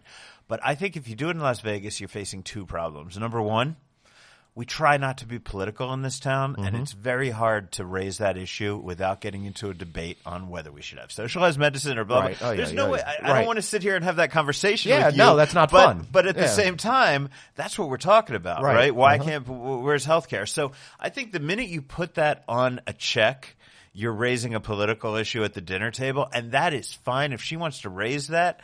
But if she's not aware that she was raising that political issue, then I think she should be now, because it all leads into there's no way for me to say whether or not I think it's a good or a bad thing to do that without saying what I think is screwed up about America's healthcare system. Yeah, right. Yeah, totally. So right now, and that's not why you have me on to talk about that, and I'm not going to. But do you want to raise that issue at the dinner table? Right. Yeah, maybe it needs to be. Maybe it does need to be. And God bless her if that's what she wants to do. But let's be aware that you're raising that issue. Number two, it's what I said to you before. Las Vegas people are pissed off about fees. Fees make them mad. Being nickel and dime pisses them off. Yeah. We feel like we're becoming the Frontier or Spirit Airlines of vacation destinations, and nobody wants to be that. And off-strip was supposed to be where you got away from that. So as much as I think this is fair, it's well labeled, and I don't mind paying it at all. I think you're then inviting the comparison of people that are saying, I go off strip because I don't want to pay these freaking fees. Right. Now, if you counter it by saying this is to pay my employees' health insurance, now we've stepped into the political realm. So, she's dodging a minefield by doing that. I applaud her for having the guts to bring it out there. Yeah. And she, first of all, the food there is so freaking good that they're not going to lose enough customers to bother anybody. And you know what? Maybe that's what we need. Maybe that's what we need is brave people who are secure enough in their business that they're turning people away at the doors, and that they can take that stand. And God bless them for doing that. But let's be aware before anybody else does it that those are the minefields that you're going to be stepping through. And, I've got my ways that I'd like to solve it, but they're going to be at the ballot box. And again, not why I'm here. So. No, not why any of us are here. Why we're here is so that we could all celebrate great food and the great professionals that turn out fantastic meals every day. So, Al, how can we find you, man? I am at reviewjournal.com, and you can check it out. I've been doing, it's been, a lot of things going on in this town, and I'm doing a little more just man on the street, like kind of what goes on, what media dinner I went to, trying to report a little bit of the dirt. So fun, verging a little more in that direction with my reporting as well as the longer form stories. And man, you can follow me I'm Al Mancini on Facebook. I think it's Al Mancini 1. Anyway, you'll find me. I'm the weird looking guy with the mohawk and the stupid beard. And you can find me on Twitter at Al Mancini Vegas. And Jesus, 10 years late, I just started Instagramming last week. Wow, congratulations. So Al Mancini Vegas. Well, that's kind of your bosses start to notice when you don't Instagram after a while. Right. I locked down the handle like 10 years ago. Right. I was like, okay, I'm going to be Al Mancini Vegas on everything.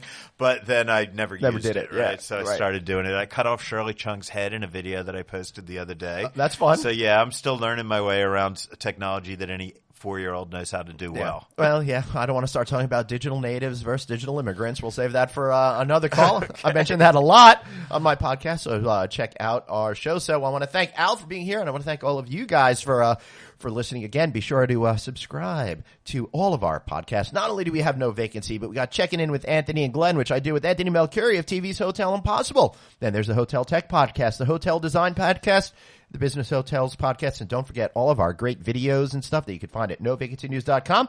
Thanks again for listening, for watching, doing everything, and we'll see you guys next week. That is unless I go out to Lotus Siam and I wind up waiting online forever and a day to have a great meal. See you guys next time. Have a question for your host, Glenn? Tweet him now at Traveling Glenn. No Vacancy, the hospitality industry's #1 podcast. We'll be right back.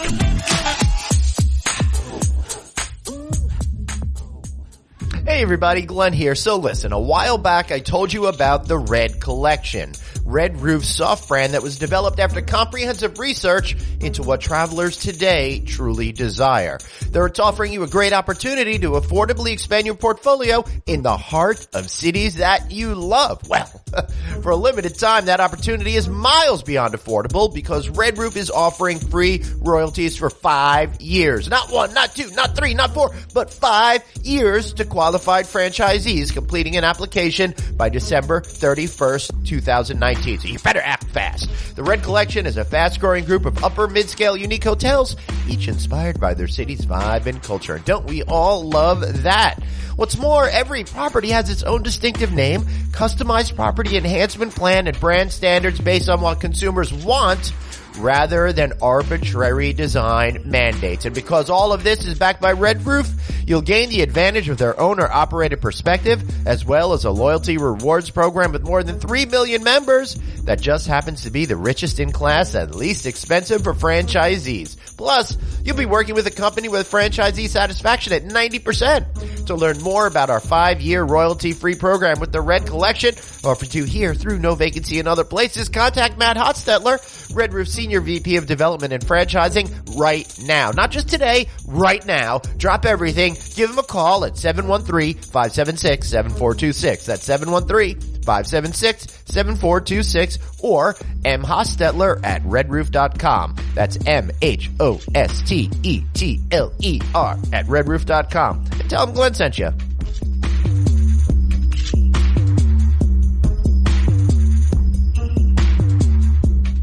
Hey, and welcome back. I am so excited because I'm going to get to speak with a chef. Not just any chef, but Chef Olivier Dubreuil, who is the VP Culinary Operations, Maître de Cuisine de France of Venetian Palazzo. Welcome aboard, man. Well, thank you. Thanks for having me. This is so exciting to me because I'm very fortunate. I get to eat in a lot of cool places. I get to meet a lot of fun chefs, but this is something that's wholly different, right? There's something completely different about serving 100 covers in a night and what you do every single day. So I think in order to get this started so people could really understand what we're talking about, maybe you could just explain to me and our listeners what exactly it is you're in charge of over here. In charge of a very, very, very bed and breakfast. Very, very big bed and breakfast. Yeah. An intimate 7,000 room bed and breakfast. Yes, kind of. So it's a massive operation, right. With, like you mentioned, 7,200 rooms, almost, 2.2 million square feet of convention space, and plenty of restaurants. Yeah, many restaurants. So, basically, so you're in charge of every single bit of food that goes for room service, that goes for the conventions, that's probably back of house for the staff, for, maybe some of the restaurants, but maybe not all of them, because some of the relationships of the restaurants are different when you're in these big resorts. Cool. So it's more like a joint venture. So we, as a support, we do events together. We work together. So it's a joint venture. Right, for sure. All right, so let's throw out some crazy statistics right here to get things started. All right, so you're buying $54 million a year in food and beverage. About it says 50. Maybe say 56 by now. Okay, 56 by now. All right, so I got a little cheat. Usually I don't do too much preparation before these, but I got some stats in front of me, and boy, are these amazing. So this is on an annual. Is this on an annual basis? Correct. 2 million staff meals, 3,250,000 meals served in banquets. 5,000 stocked items in the warehouse. It says 6,000 covers on in-suite dining, but that doesn't sound right over a year. Yeah, I think so. Just on the number side, so the staff alone is we do about 6,000 meals a day just for the staff. Because we have over about 9,500 employees. Right. So we want to make sure that our employees are well fed and taken care of. So right there, it's a big chunk. The convention business, I think we're pushing up to 3.5 million meals right now a year. Goodness. So it's a massive operation, So we do small groups from 20 to the 20, the 25, the 30,000, and so on. So I've been here, Olivier, for a group yesterday. As we were recording this, it was yesterday. I think it was only like 150 people, but I've also been here for massive events with thousands and thousands and thousands of people, and it always amazes to me how it all comes together. So let's go back a little bit. Tell me, maybe we should start by talking about what an average day for you is like. Then we could get into the processes and procedures. Sure. Then we could talk a little bit about how a guy from southern France winds up in the Las Vegas desert. Sure, yeah. So I don't have a daily routine at all. It's really my day varies every single day. Right. It could be a 14-hour day. It could be a 6-hour day. It could be anywhere from that. So the main thing for me obviously is to be with the team, because obviously it's not me. It's also 500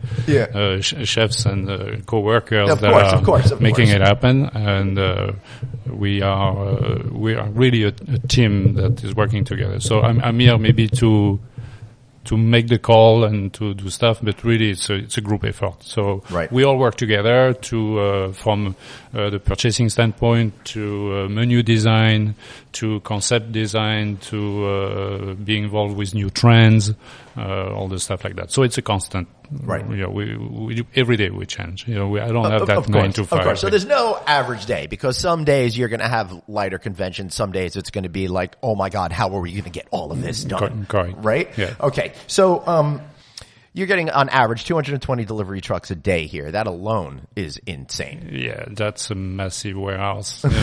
So it's all about planning. And that's the key for us.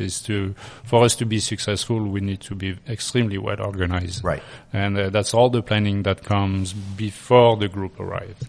And usually by the time a group is here with us, we're already moving on to another group. Right. And the logistic behind it goes from menu design, recipe development, equipment, all those moving pieces that we need to. It's like a big puzzle, right? We need to gather the key people and then put that puzzle together and put that time frame. That whatever we usually work on a 72-hour. If you would like a business plan where before the group arrive, where things are starting to kick in, and then that's when the show starts. So, obviously a smaller group it's much easier, but when you get into the tens of thousands, the logistic behind it is quite a bit. How do you even get 3 meals a day for a group that has thousands of people? How does all of that come together? How does it get organized? How do you prepare the food so by the time it hits the plate and people are eating it, it still tastes the same as from the first meal that you cooked to the last meal? Yeah, but it's all about production schedule and timing, and we all train in a way to fire the food at a certain point. When I said fire, it's starting starting to it's cook. not like, okay, food, you're fired. You're fired. No, it's like, let's cook it. No, it's when we start cooking. So we have a process and steps to start 72 hours out, all the way to the moment where the food is being prepare and send to a dining room or a room or. So it's step by step, one thing at a time. Yeah. Okay, so I like that. So really, it doesn't matter if your hotel has 150 rooms or 7,000 rooms or 10,000 square feet of meeting space or 2 million square feet of meeting space. It's all about preparation and planning. Preparation, planning, multiplication, equipment, tools, and enough square footage, obviously, to be able to do that. So how big are these kitchens?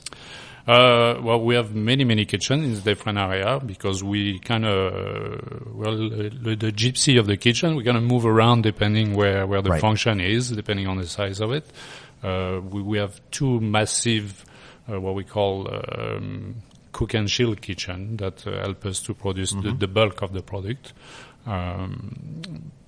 95% of our recipes are all custom, and all made from scratch.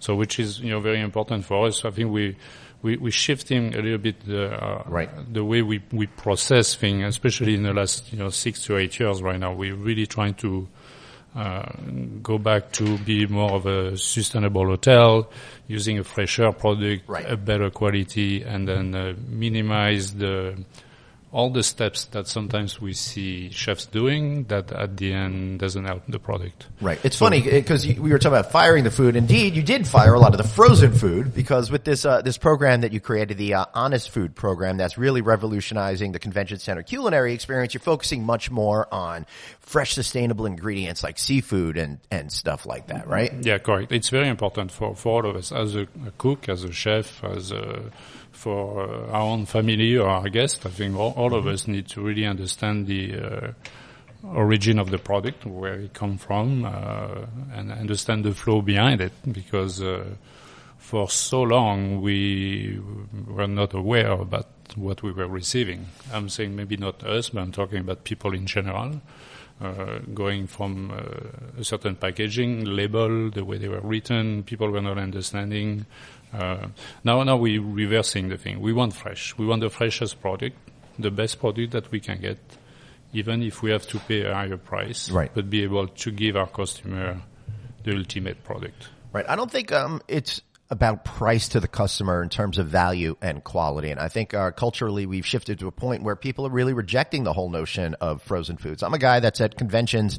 I'm on the road 100 plus nights a year, and I eat so much convention food that I want it to be of a certain quality. I also just don't want to go to giant troughs of food and scoop stuff out, right? I want to have plates served to me of stuff. So how do you transform an entire organization that was here for years doing things one way in the culinary focus to transform it all into having a much more sustainable approach? You need to have a lot of partners out there that can deliver. You need to have partners, and we need to have our own team, our own chefs to have who are educated that way, who feel the same, right?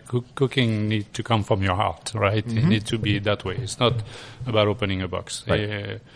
Anybody can open a box, but me and us as a team, we are challenging our chefs to see what we currently do every day. And okay, is this the best thing? Is this the best way? Where that come from? Can I do it in house? Can I make it fresher?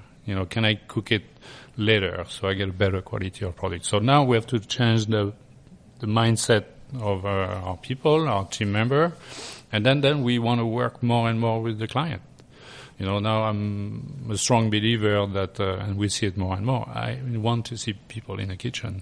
So they come down to the picture, and I want to show them, okay, this is the equipment. You have people, they're cooking, they're slicing, they're dicing. It's, so we have that connection, and they understand that what we do it's real food. Right. So obviously the people that are booking their events here are behind it. Your staff has to be behind it too. How does that change the way that you need to approach organization and, labor, for example? Because it's got to be more expensive to have someone chopping vegetables fresh than having some frozen onions brought in. Sure, of course. But that's, it's a business decision. I think the long term, the client and their guests realize that and see the difference. And usually those people travel and go to other hotels, other conventions, other states, right? But I'm sure they can see the difference in many occasions where they were like, maybe that chicken was better. Right. And it's, you want to see the client, you want to see the people working to a convention, and sometimes they grab me, right off the room and say, hey, lunch was great. Right. You did it for 15,000 people. Amazing. And that's, to me, it's awesome, and I like to share that with the team because it's really. How long does it take to prepare 15,000 meals? Do you do it all because I know it's a matter of the equipment that you have and the bodies in the room. Yeah, correct. And it depends on the way the menu is designed. Mm-hmm. The number of items that may be served, the time frame that we may have to feed those people because they may have a meeting that may be running late, or they have a start time that is very strict. Right. So there's a lot of stuff that there is variable that change for every group that we have. Boy. So we adjust, we adapt. So we have a guideline that we stick to as much as we can, but every day it's changes and what we call pop-up decrease, right. and so on. So. How do you deal with the stress of all of this? Just keep it inside. Right. And one day you'll just explode. No. It's I'm a strong believer. It's not an easy job, mm-hmm. but it's very important that. All of us are working long hours, but we want to make sure that we're all happy to be here. I don't want it to become, for myself, for the team, to becoming a task or something that, right. I got to go to work. Yeah. I got to do that. It's not healthy. I want the people in our kitchens to be happy to come to work mm-hmm. and then happy to go home at night. We want that, that team experience where we achieve something together. Right. We produce 4 tons of fish today. Mm-hmm. Look at that. It was amazing, right? And it's fresh and whatever it is. And that's what matters. How do you keep your team motivated to continue to deliver high quality food day after day? We talked, mm-hmm. we talked about it every day. It's something that we travel a little bit. We go try things. We call colleagues. We challenge ourselves. We know what the competition does, right. And then it's a conversation, And I think we've been successful in the last 6-8 years to bring on board some young talent who are very open-minded with different background. And what does that mean to you, different backgrounds? Different background meaning they may not have convention business mm-hmm. Right. Experience. And actually we changed that. In the past we may have hired chefs who have convention business. Mm-hmm. Now we just hire chefs that have high-end dining experience. That's a fascinating shift. And I'm going to make a total presumption here that the reason why that makes sense for you is because you don't want people with the old school brain, right? Thinking about how things used to be done. You want people to bring that high-end approach so you could deliver better quality food. That's it. At the end, I can teach mm-hmm. volume. I can teach organization, planning. We have a system in place that works, right. And we can show them and teach them. What I cannot do is know how to cook maybe the best sauce or have the final touch, or create a plate that if you look at it, it's a story on himself. They're proud of it. That's something that they will serve to their family. They're not just shoveling food, scoop it out in a plate. And right. I don't want that. I want people who are they're going to look for, make sure it's fresh, it looks good, it's colorful, it's tasty. Did you try it? Is it seasoned enough? All those little things like that. If they have that in them, mm-hmm. and usually chefs with a high-end background, right. They get that. So it's easy. It's easier. Right. When you work when you have the right partners in the kitchen in order to get everything done. Okay. So what was it like lining up all of your purveyors and suppliers? What kind of process was that going through? How do you vet these people? How can you be sure that they can deliver the quantities at such high quality? Yeah. Well, because of the volume and what we do, we pretty much work with everybody, but we have set of specs for each item that we bring into the building or we use. So specs meaning we know exactly what it is, right. where it came from. It can be from a pack size, from an origin, for a certain country, so we're trying to track down as much as we can to understand exactly what we bring in. And then I go back of being more sustainable, and you were mentioning about our seafood program that we just launched a year and a half ago, where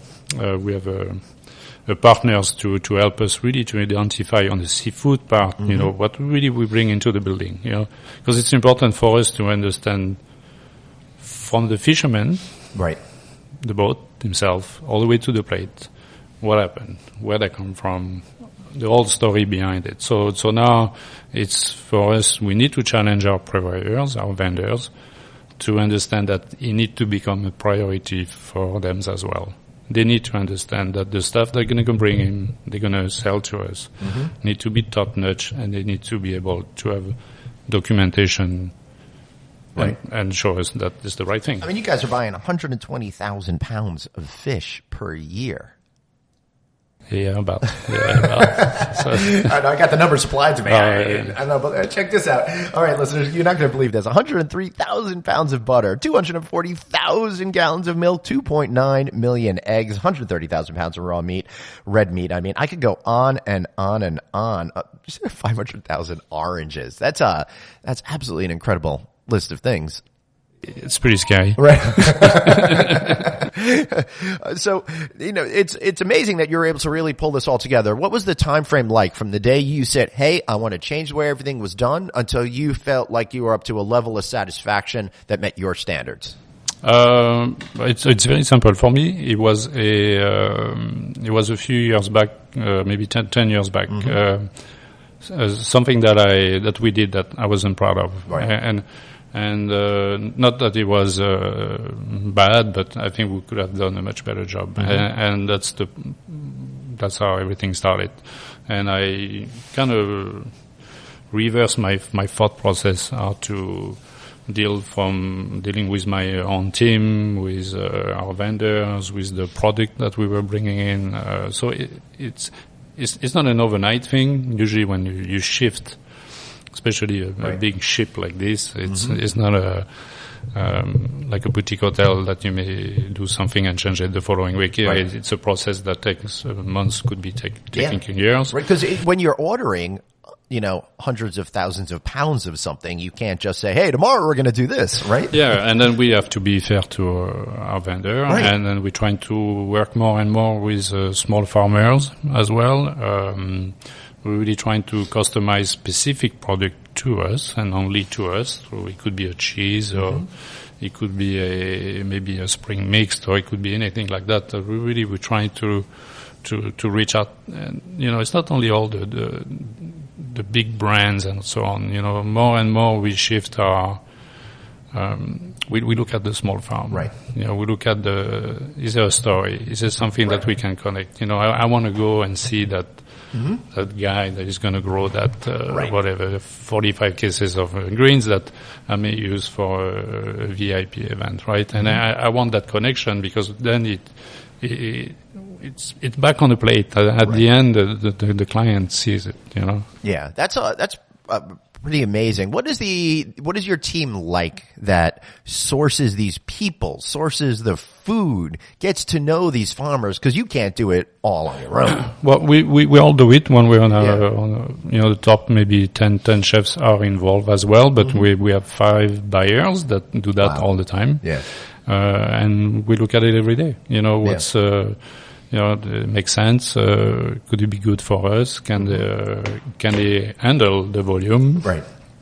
Because that's also an issue. It's so important, because when you're dealing with smaller farms, you want to bring them in because they have such care for the products that they're putting out, because it's their whole lives, right? But they can only do so much. And I know, for me in my personal life, I'm shifting more towards that same type of ethos. I've stopped just buying stuff at the local supermarket, and I buy meats online, right? Which I never thought I would do. But you get to hear the story of the farmers. You get to see their faces. You get to understand how they care for the animals. They raise the plants, and I find that to be very compelling. Yeah, I mean, to me, it was definitely the right thing to do. And I grew up that way, Right. Because in Europe it was kind of that's the way we grew up. We used to go to the farmer's market. Yes. You go in the morning, you go buy your baguette, you go buy your steak. It was already in me, but here it was just. I know. I think it's great that you made that segue because I was just about to. So you just did the heavy lifting for me, and you're right. Every time I've been over to Europe, I've noticed people seem healthier. Right? They weigh less. They seem to have more energy. And I don't mean to be rude to a lot of Americans, but a lot of our processed foods are hurting the way that we live. And I don't see that as much in Europe. There's different rules there for the types of food that they can serve. Plus, you got a culture of people going to the supermarket and getting that baguette every day. The supermarket. I mean, like the local stores and all of that. So you grew up in the south of France, and you really espoused farm to table as a kid, right? Yeah, I mean that's the way we grew up, where you go to the farmer's market, you pick up what you need, and or even just what's available, and you can create around that, right? Yeah, and if it's October, you're not going to find a tomato. Yeah. If it's everything is in season, so you pick and you eat and you create with right. So with the farmers. So then, how do you rectify trying to do stuff that's sustainable? And I think part of sustainable means caring for the overall environment, not just that particular product.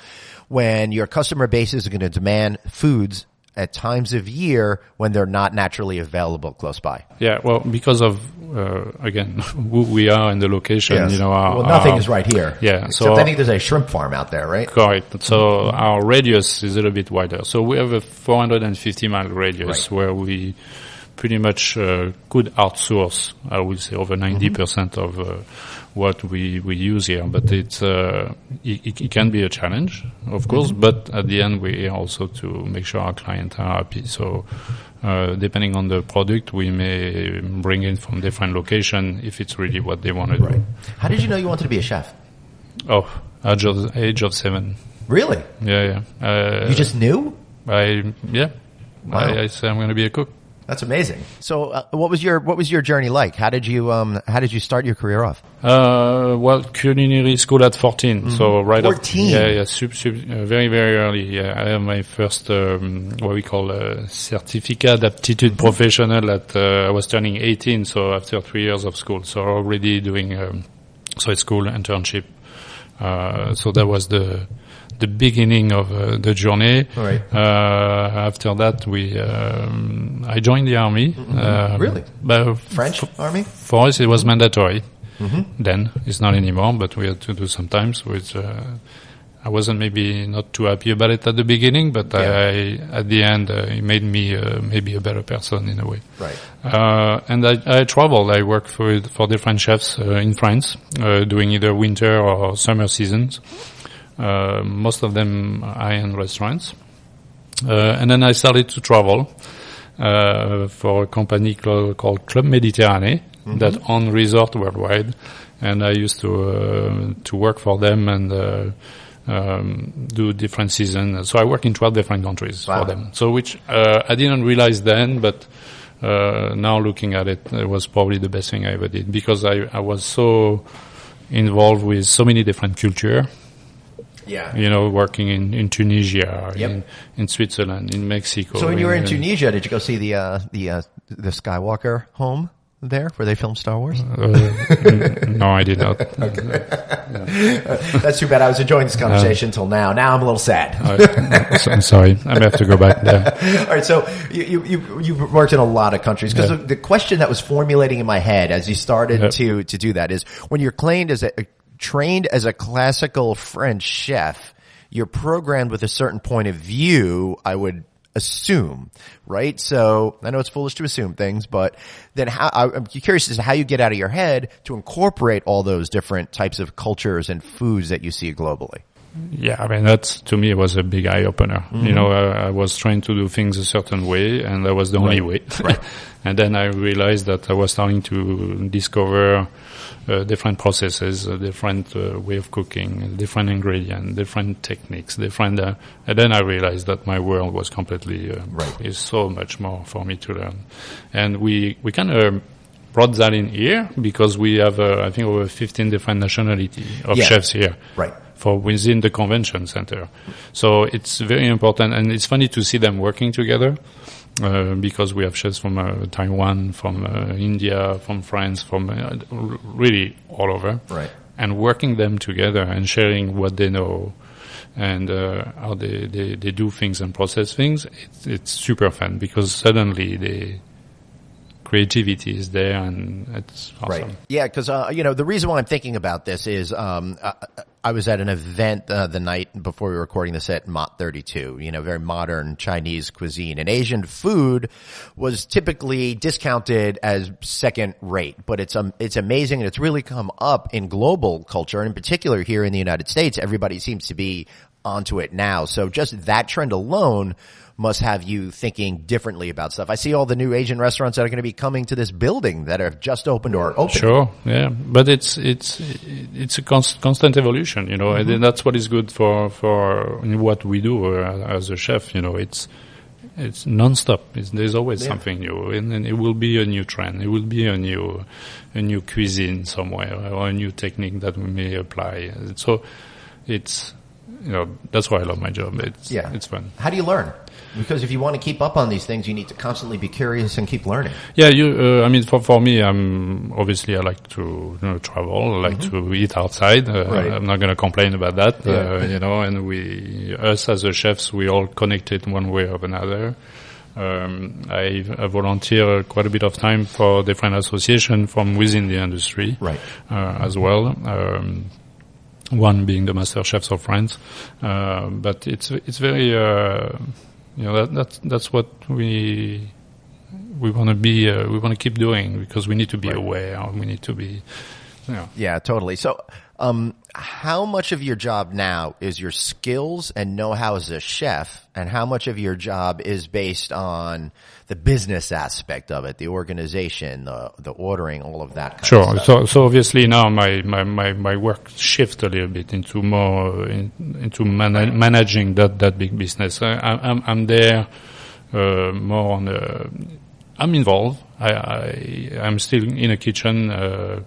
When we have big rush, big push, you will see me. Yes. I'm not afraid. I will push cart. I will be in the trenches with them, and I love that. And I do it. I'm not forced to do it, but really I need that. Yeah. And I also help me to get connected with the staff, connected with the chefs and so on. But my work shifts a little bit, so I do a little bit of both. I'm they call me the chef, the captain, the general. They give me all the different names here.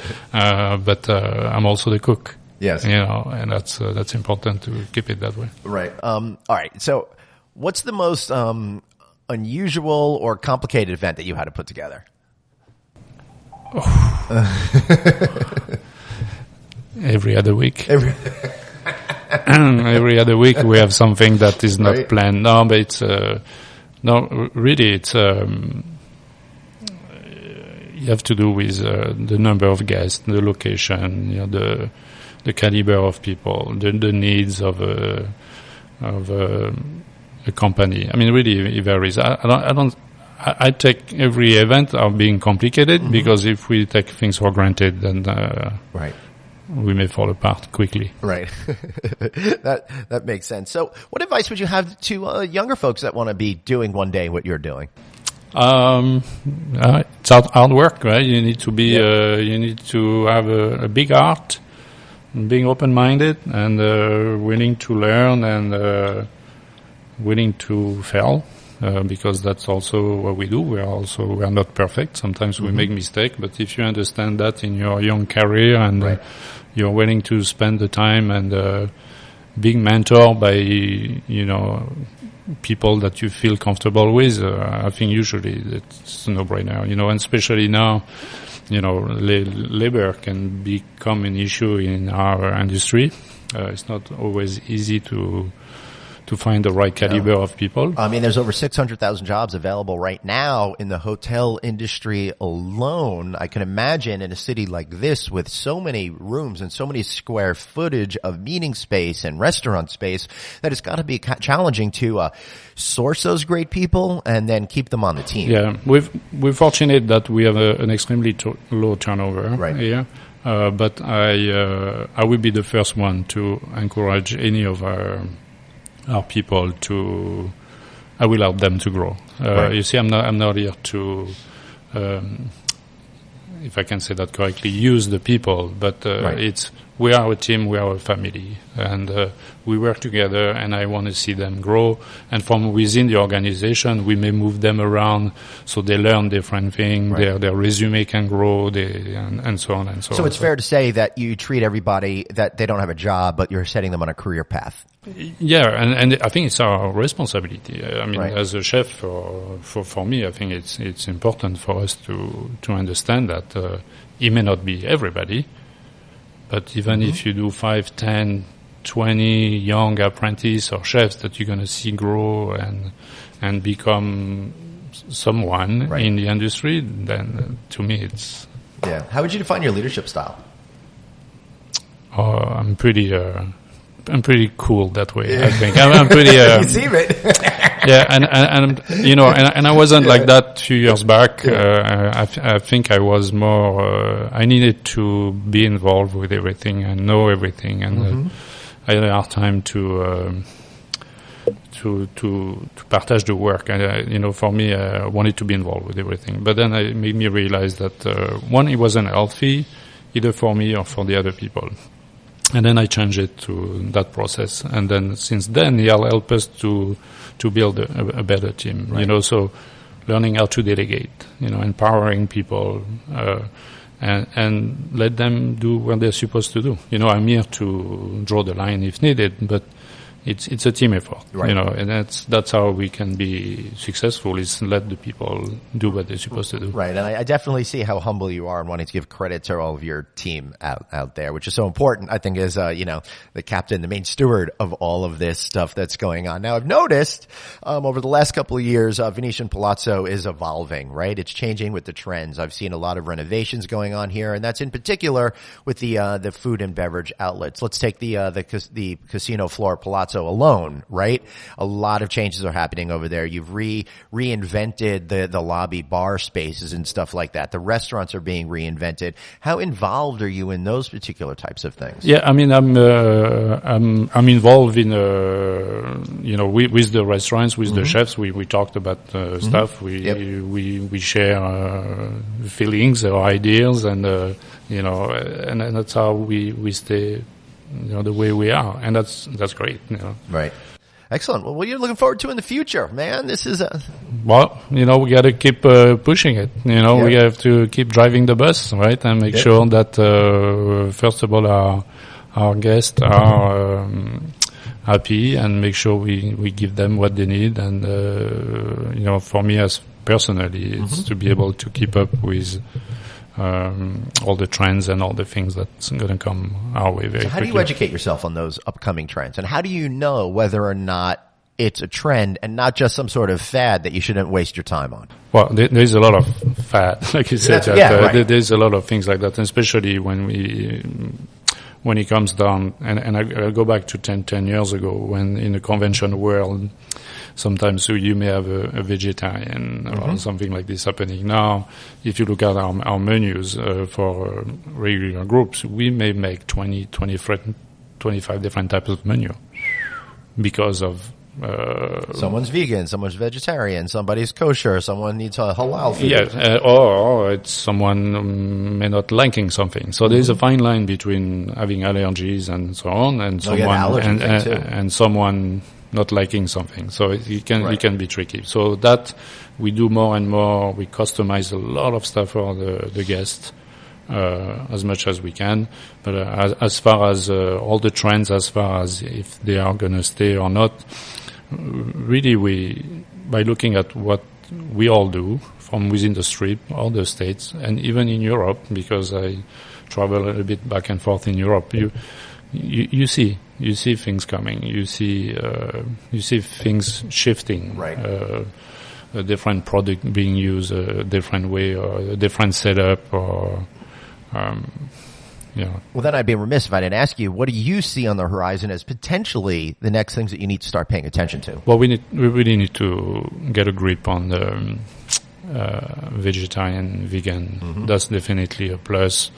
Pescatarian for us is going to be really a huge push as far as menu development. Meat, I'm not sure, probably a decrease. Yeah. over the next couple of years, but he go back to eating healthy. Right? You have to be able to introduce new product or for vegetarian or vegan, so it can be produced and so on, but make it fun, make it so people understand it. Yes. And my opinion on vegetarian is it used to be when I go to these things, if the person sitting next to me got the vegetarian meal, that just means they got twice the amount of asparagus and nothing else on their plate, right? And vegetarian cuisine a lot of times I think has been relegated to second-class citizenship in a way. And I think that's because a lot of American chefs in particular don't know how to turn vegetarian food into something that's really delicious. Now, I look at Indian food as a culture that's really understands vegetarian cuisine, and they create dishes that you don't even miss meat, right? So us Americans that were trained to eat meat at every single meal, I would love personally in my life, because I like cooking, it's my hobby, I'd like to learn how to do more vegetarian dishes that are more complex in flavors, so I don't feel like I'm missing out. So that's the kind of stuff you're thinking about, right? That's what we're thinking of. And it may not be that complicated. You know, you just need to, again, use the right ingredients and sometimes keep it simple. But you're right. 10 years ago, you were a vegetarian. We would give you like 4 more asparagus and that was it. So now we need to be more creative that way. And I think we're doing a better job now. We still, you know, we're looking at recipes and new things, but we're trying to kick it up another notch. We're trying to really bring it to it's almost like a high-end dining experience, except you have a nice vegetarian or vegan dish. So your job is just never done. No, I don't want it to be done. You know, then it's for us. It's again, you need to be happy. I'm happy to be. When I come here, we're a big family. Yes, it's big. Yes, it's massive. But we're fortunate that we have a great leadership here that support us, and that's Great. Is there anything that we didn't talk about that you're burning to share with us, Chef? No, I think you throw there some good numbers. Let's see. I got a couple more numbers for everybody listening. 300,000 tomatoes, 564,000 potatoes, 218,000 pounds of poultry, 315,000 bananas, 15,000 cases of beer, 30,000 cases of wine, 14,000 cases of liquor.